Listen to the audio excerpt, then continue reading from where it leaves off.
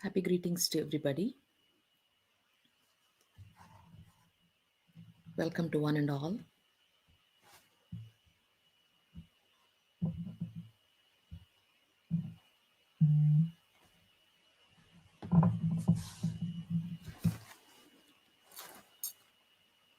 Greetings to one and all. Welcome to our Heartfulness community channel, through which all of us are making attempts to learn the teachings of the great masters of the heartfulness hierarchy. Because it is important for all of us to understand the teachings of the masters so we can practice with persistence, with dedication, with love for the goal. And how can we develop all these qualities? How can we really become? How can we discover our true self? It is not discovering our new self, it is discovering our true self. To discover our true self, we need to peel the layers that are surrounding us. And for that, we need to have right understanding. And that is the efforts that are being made through this Heartfulness community channel, where all of us together learn and understand. And once we understand, we see the importance of the practice. We see the importance of practicing that particular aspect of spirituality. All the maxims that we have been understanding, when we read them at the surface level, we truly don't know the depth of them. What all we realized is, as we are going through the nuances of the maxims, there is so much depth. We look at simplicity in a very simple way, but Babaji Maharaj and Revered Daji have a deeper perspective to what simplicity is, a deeper perspective to every principle. And today we are going to explore on the principle 9, which says, mold your behavior. Mold your behavior and your way of living to such a high order. We have to ingrain this word high order. They want our behavior and way of living to such a high order so as to rouse a feeling of piousness, piety in others. So when others look at us, they have to feel that there is purity. And that is how the masters are. That is why we run to the physical presence of the masters. Why? We are able to feel that purity in them, the piety in them, the piousness in them. And that is what the expectations of the great masters. And that is why the call of the masters is, we create the masters, we make masters. We do not simply make people into servants, we transform them into the field of masterhood. We want them to move into the field of masterhood. And in this maxim, revered Babuji Maharaj talks about word vyavahara. What does vyavahara means? Vyavahara means duty. He says the practical dealings, the duty, it covers the entire sphere that falls next to the ultimate. Think about this. He's saying our duty, that concept falls, that's to the next of the ultimate sphere. So how much importance it is of how we are, what we radiate, what our behavior is, what our way of living is. And what is this? Why is this so close to the ultimate, this duty? What does the ultimate have? What is this quality of the ultimate? And Babaji says there is uniformity in the divine dealings.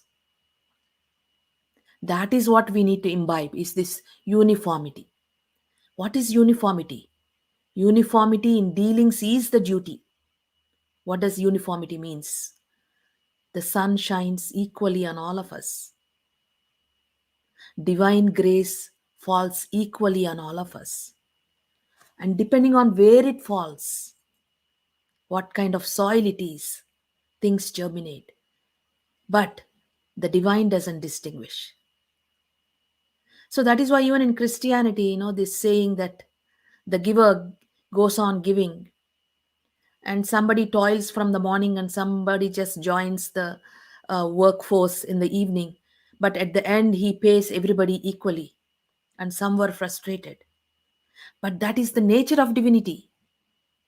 This uniformity in dealings is the duty, and that is the nature of divinity. And this kind of uniformity, the quality that falls next to the ultimate.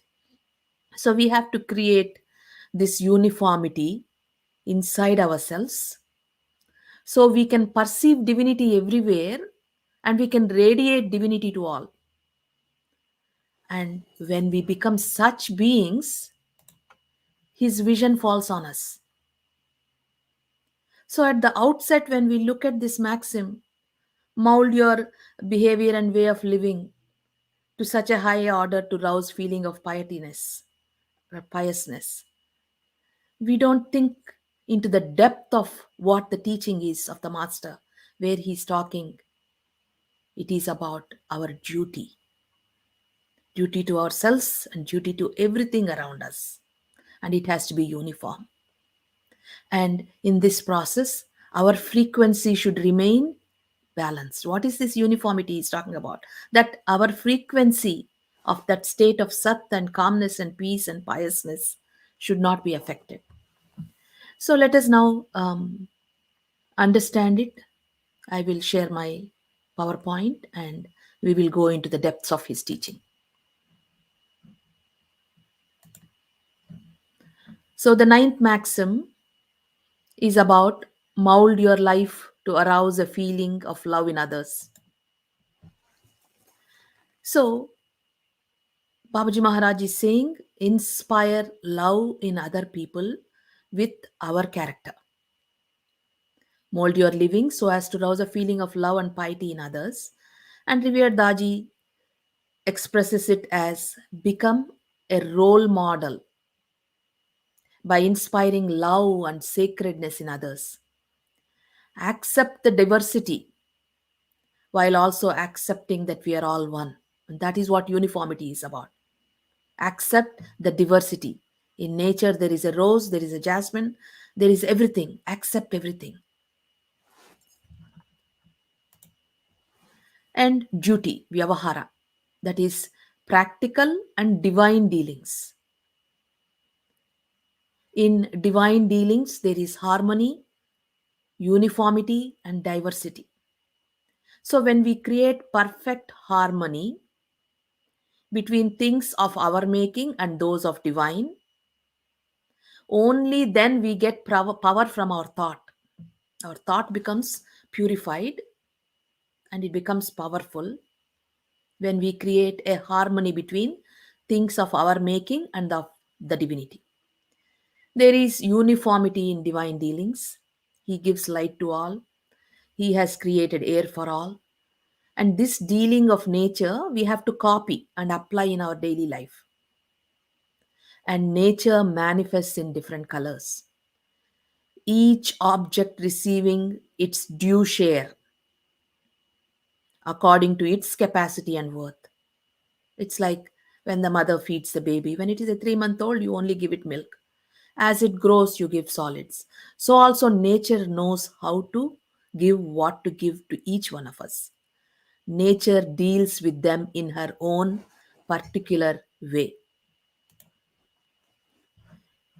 Revered Babuji says dealings with outside world is in close conformity with nature. So our dealings must be molded with due regards to proper needs and fair right for everyone and bring close conformity with those of nature. This fair right for everyone. Sometimes, a lot of times, we are just go on giving, and we are depleting our family. We can't do that. You have to be in these dealings, there has to be a balance, there has to be a fairness. So, for that, clarity of thought is very, very important. That is why arriving at the wisdom, state of wisdom, is of utmost importance. And how do we arrive at that state of wisdom? Only with meditation, when the mind becomes silent. So, this will create a feeling of love in hearts, and they will begin to behave with you in the manner which you duly deserve.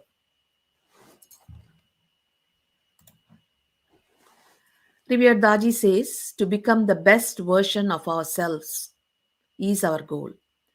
So, principle 9 is a call to action to become the best version, to be in tune with our highest self.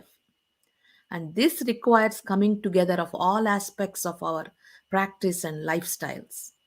So, it requires awareness, it requires moderation in our dealings, and it requires refinement of our being.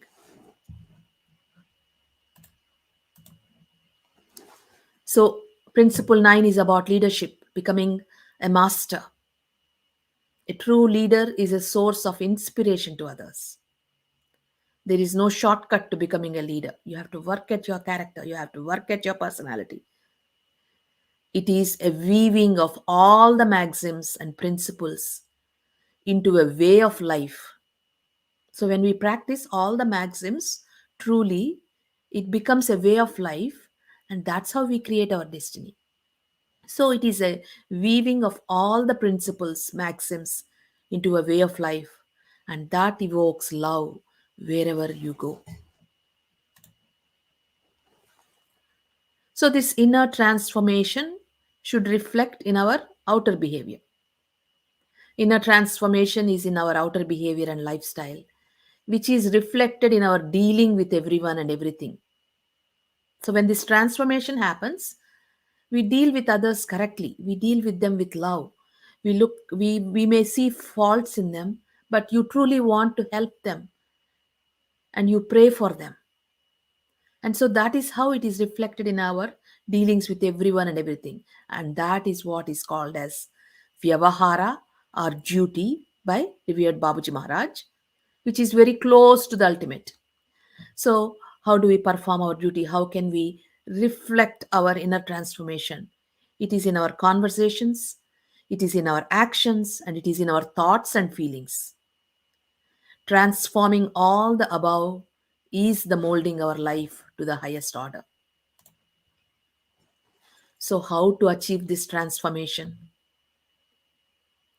It is all about our sadhana, our practice. And what does the practice do? It makes our consciousness evolve, it makes the vision clear. So, consciousness is the basic canvas of the manifested universe, and everything emanates from consciousness. So, consciousness is your lake. When your lake is disturbed and very dirty, reality cannot reflect itself in it. When our consciousness is still, when our lake is still, when it is pure, when reality shines on that lake, you cannot tell the difference between what is real, what is unreal. You are that. Tattvamasi, I am that. I am that divinity. So that is where the sadhana is. So to make any lasting change in our behavior is to mold our living, and we need to expand and transform our consciousness. And meditation is the only effective way to do this. Why? As we master our first chakra of the earth element, we become balanced beings, so we don't react when somebody says something, when somebody throws stones at you. Even though it hurts you, you remain stable. And when we are able to master the second point, we are still peaceful. And when we are able to master the third point, we are emotionally stable, where we don't go and angrily cursing at them. The moment we curse at them angrily, your consciousness is disturbed, your lake is disturbed, your vision is disturbed, your mind is disturbed, and there is no purity and clarity anymore. So, being vigilant about the frequency of our heart. So, what is the way of living?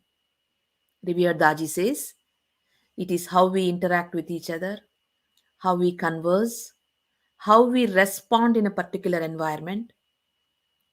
Look at this. He says how we dress, how is our body language, and how we judge or value others. Because this is the major weakness, revered Babaji says, that human beings have is that we are always judging others. So he says, turn that vision onto yourself. You have the same flaws as your brothers and sisters and work on them. So simplification is the key. How do we live in such a way that we are not creating envy or jealous in others? That means simplification to the bare minimum. If you look at the masters, they have such a highest condition, but they don't reflect, they don't like show off on it. There is no ego in them. There is humbleness and there is love. And that is why we are drawn to them. If they are just showing off, oh, I am the big shot, who goes to them? You don't want to feel small about yourself. You don't want to feel bad about yourself. That is why sometimes we shun certain associations because they make you feel bad because they're always bragging that they are great, they have the greatest condition, their thoughts are great. And that is where Revered Daji puts this concept of humbleness in us. And Maxim 4 says, simplify your life so as to become identical with your divine nature. So all the maxims are intertwined. And here also he's saying this vyavahara is what nature is about. Duty is what nature is about. So simplify your life to become identical with divine nature. So when we go to the level of bare minimum, we rouse the feeling of love and piety in others. It is a high goal. So it is our purity. If our purity has to flow into someone else, if we are to create a state of piety in others, we will have to reach a higher level of purity and pietiness. So we can only give what we have. If we have to radiate purity, we have to have purity inside our consciousness. And it requires sadhana. So the principle is about creating loving relationship with others. And according to Revered Daji, the meaning, the word of piety means dutifulness, doing your duty, being affectionate, being loving, being grateful, being loyal. So we are talking about highest level of interaction with others. So this is the need of heartfulness practice. This interaction must come with a sense of reverence and respect for others. That is why when we meditate, we enter into our heart with a sense of reverence. Only when we have reverence for divinity and when we are able to see the divinity in others, we are able to have reverence for others. And that is how the practice is designed. Every detail of the practice, Babaji Maharaj has designed in such a way that we arrive at these states of beings. So this requires a lot of deliberation and consideration. So that is why the attitude, Daji calls it attitude. Your attitude of how you are meditating, how you are entering into this sacred space of yours with humbleness, with prayerfulness, with reverence is what attracts divinity. This state of being need to flower within. When we receive such a condition in meditation, which changes our inner environment, it expands our consciousness. It will only happen when we become perfect receptacles, when our hearts become perfect vacuum. So, this is Revered Daji's favorite word, authenticity and conscious. Babuji speaks of Yavahara and duty. What is our duty in this very moment? Not only in relationship but also with environment. It will happen when you create an authentic relationship with your maker and your conscious. Why is he saying environment? Because in the one of the whispers he says the plant kingdom is suffering. And I asked Master once that what do you mean the plant kingdom is suffering? you know And he says when you cut down a tree, the fear in that tree, it radiates, and the rest of the plants suffer from that. And you are cutting down trees, that is suffering. And also, we are building so much in this external world. There is a train going on, and it affects their sleep cycles, because if we live next to a train station and every 1 hour one train is passing, it is difficult for us to sleep. So he says the way human beings have no respect for their inner self is reflecting in their vision of the outer self, where they don't have respect for other beings. They are killing everything. So that is why, if even one human being arrives at this state of being and they live consciously an authentic life, they can at least save one plant. We don't need to touch 1,000 hearts, we just need to touch one heart at a time. So, going beyond the senses and becoming sensitive requires at least some commitment to listening to our heart, our consciousness, about the day to day mundane things. If we don't make it a habit to listen to our heart, it is very easy to get drawn into the negative vibrations of the world. So that is why pratyahara, diverting our thought, our mind into the sacred self, and trying to remain there, and trying to connect moment after moment to that sacredness, the sacred presence of the divine masters. So, what we have to be reminded of our duties, when we have to be reminded of our duties again and again, our consciousness cannot expand. So, it's like, a child will never be mature if the mother has to constantly remind him, brush your teeth, brush your teeth, brush your teeth.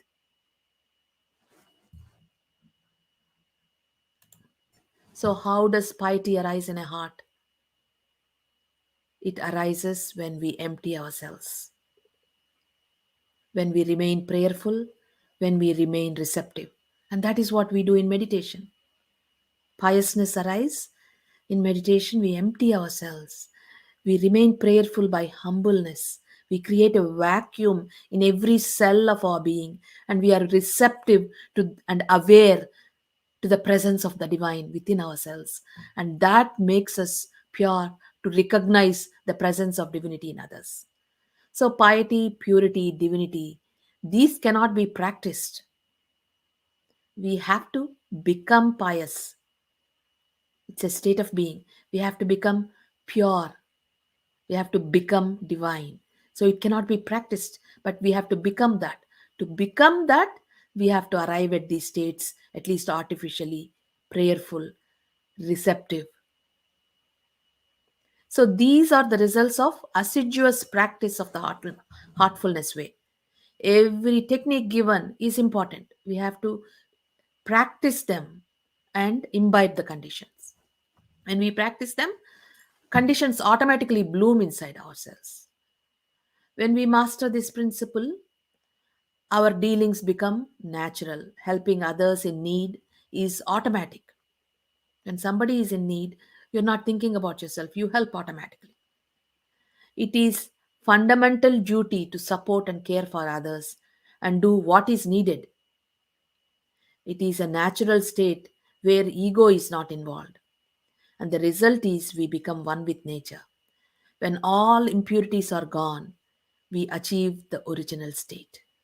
It is then that our dealings are in tune with nature. So, principle 9 is about being one with nature, unity in diversity. Principle 9 asks us to emulate uniformity, like the sun shines equally in all, diversity, like nature embraces everything equally. Nature embraces diversity. When we combine these two, we arrive at unity in diversity, which is the ultimate way to value each other, accept our strengths and weaknesses, live a happy family life, and accept that we evolve by ennobling others. And what is evolution and growth? This third aspect is evolution and growth. Nature is continuously evolving. If there is stagnation, if something stops, it collapses. It's like a the talk that goes on. The moment it slows down, it collapses. So evolution has to be continuous. Our growth has to be continuous. That's why our efforts have to be continuous. This third aspect is evolution and growth. Nature is continuously evolving, so we have been endowed with the level of consciousness to be self aware and expand and transform our consciousness. So Babaji Maharaj says, become the cynosure of his eyes. What is the cynosure? His vision has to fall on us because now he is admiring his creation. He's not turning away his vision because he's nauseated with his creation. So when we mold our living in this way, we not only rouse feelings of love and piety in others, we also begin to catch the divine attention. We become the cynosure, center of admiration of his eyes. Divine help does come, no doubt, but only when the Supreme is convinced of the devotee's earnestness of purpose.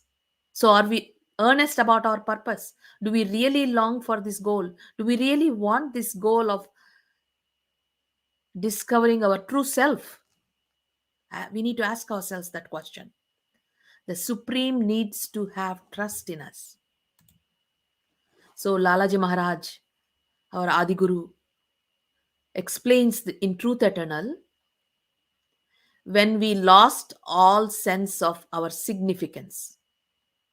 So, importance is gone, ego is nullified, and are devoid of ego consciousness in any form, direct or indirect, then whatever we do will be just what we ought to be doing. When we are performing in this sublime state of humbleness, what we do is what we ought to do. This condition, if bestowed by God, is the best of all conditions because then nature takes its place. That means you don't exist. He has taken over yourself. So, inspiring ourselves and others. Whatever we do, we have to inspire ourselves to practice more. You have to long that tomorrow my condition should be even better than today. And you have to motivate yourself. That is why Revered Daji is providing so many channels for everybody to be inspired, to motivate each other, to hold the hand and walk forward. You can never walk alone on the path of spirituality. You have to take one more person. So it is the condition bestowed in meditation, the gift of samadhi, oneness with God. That is the real inspiration. There is a little taste of the divine when we meditate. And that is what inspires us to practice, and also what inspires us to live a simple and truthful life, treating everyone as kin. And this is what inspires us to become the best version of ourselves in whatever we do each and every day, so that it eventually becomes permanent. So I want to highlight this each and every day because Babaji Maharaj very clearly talks about this persistence, this inspiration and longing with love and joy for the goal is what persistence is about. And people naturally will be attracted to us because of the feeling of love and piety that arises in their heart. Principle 9 is about refining ourselves, moderating our impulses, transforming our behavior. It is then we evoke the feeling of love in others' heart. What is moderating our impulses? It's our reactions. When somebody says something, if I am reacting right away with anger and hatred, will they come towards us? When somebody says something, because of my practice, my balance is not lost and I am able to pause. The power is in this pause. When I am able to pause because of my practice and go inward, I may suffer, I may struggle, but I humbly pray and say, please help me. This is happening. I feel like I'm being used, misused. People are abusing me, not physically, but even mentally or in any of our dealings. Pray. And if we are not reacting, that is where moderation of impulses, this refinement, and then we are able to share that piousness. They wonder, why is this person this way? And then they look at, there was a shirt that my son, when he was a baby, used to wear, and Chariji Master was laughing at it. If you think I am cute, you should see my mommy. He was 2 years old or 3 years old at that. So that is what it is. When our behavior is reflecting, people wonder, how is this person like this? And they will look at our mother. Who is our mother? Our guru. That is how they come to our guru. So, principle 9 is about refining ourselves, moderating our impulses, transforming our behavior. It is then we evoke the feeling of love in others. To be a leader means to live a life that inspires others. So, how to apply principle 9? Revered Daji says, pay attention to your speech, what you say, and how you say it. Bring your heart to coherence. Like your mind and heart has to be in tune before you speak, by bringing your attention to your heart. If needed, breathe in, breathe out. Smile to your heart when you speak. Choose words correctly. Keep your tone calm, smoothing, and compassionate. Speak truthfully without hurting others' feelings. Help them to feel comfortable. You speak truthfully and without hurting others' feelings. So sometimes you have to tell the truth, because people are trying to just take advantage of you, however much you are giving. So sometimes masters are strict, they're speaking the truth, but at the same time, they're protecting your heart. Help them to feel comfortable. When your speech is calm, your emotions will be calm, your body will be calm, and your thoughts will be calm. You will remain calmly connected with the real. And when you practice this consistently with awareness, it will transform your life. And revered Babaji Maharaj says, there is only one corner of the universe you can be certain of improving, and that's your own self. We cannot change others, we change ourselves, but we can inspire others with our behavior, attitude, and we can bring them their attention to our Creator, our Giver. Because recently Revered Daji said about constant remembrance. How do you remember? He says, you remember the giver. When I look at my heart, even when Babuji Maharaj made the statement, yes, I merged in God, but my heart, who brought me to Him? It was my Guru, my Lalaji Maharaj. To him I am grateful. In his remembrance I am, because he is my giver. So also we have to remember the giver. So that is the brief idea of this maxim, and hope it gives us all inspiration to practice and become. So let us all now meditate.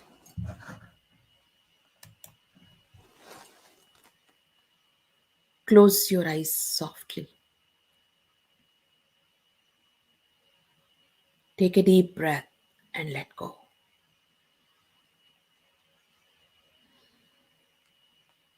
Feel grounded to the earth.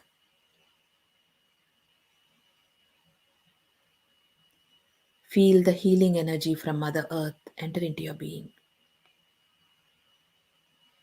And begin with relaxing your toes. Feel the energy flow into your feet, ankles, and your legs. Be aware of your legs. Relax your legs. Take another deep breath and let go gently. Feel the energy flow into your knees, into your thighs, into your hips. Feel firmly grounded in the seat. Feel the free flow of energy flowing there, relaxing you. Take another deep breath and let go gently.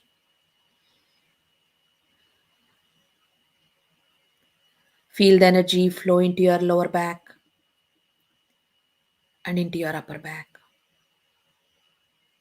Relax your entire back, keeping your spine erect.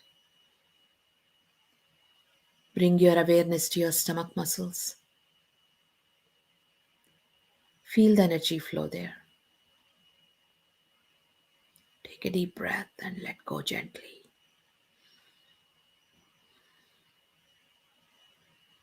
Feel the energy flow into your chest. Relax your chest. Bring your awareness to your fingers. Feeling the energy relax your fingers, palms, wrists, lower arms, elbows, and upper arms. Feel the free flow of energy flowing in your hands, relaxing your hands. Take another deep breath and let go. Your hands are completely relaxed. Bring your awareness to your shoulders. Feel the stress melting away. Relax your shoulders. Consciously relax your neck, jaws, facial muscles. Relax your tongue. Deeply relax your eyes, eyebrows, temples, and forehead. Feel your brain is resting. Your mind is calm. Your body is completely relaxed. Bring your awareness to your heart. Feel your heart. Enter your sacred space. Bring yourself to a state of humbleness in prayer. Allow this state of humbleness to pervade into every cell of your being.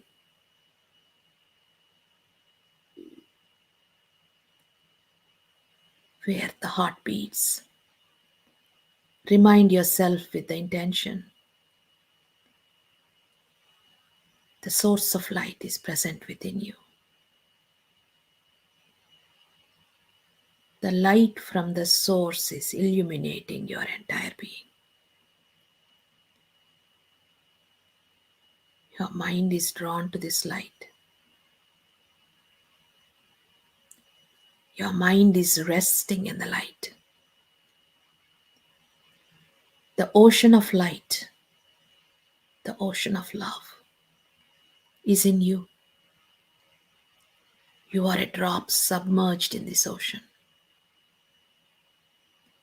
Rest in the light with utmost reverence. Let's meditate.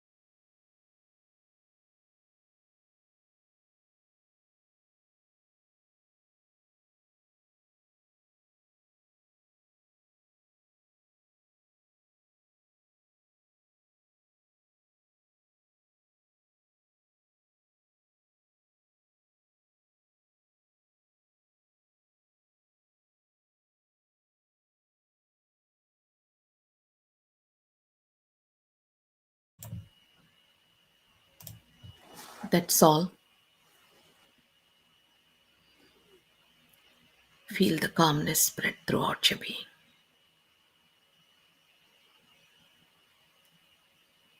From this place of calmness, make the intention. All my senses are in a state of balance. They have arrived at their original character. All my feelings are in silence. All the chakras in my system are in a state of balance. They are in harmony with each other. Every cell in my being is imbued with the feeling of love and gratitude.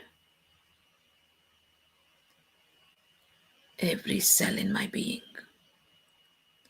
is absorbing the silence. Feel the calmness spread throughout your being. You may open your eyes when you are ready. Thank you all for joining the meditation today. And thanks for supporting the Heartfulness community channel. You are welcome to write to us. Our address is floating on the screen. And have a beautiful day. And next week, we will explore the last maxim from revered Babaji Maharaj. Thank you all.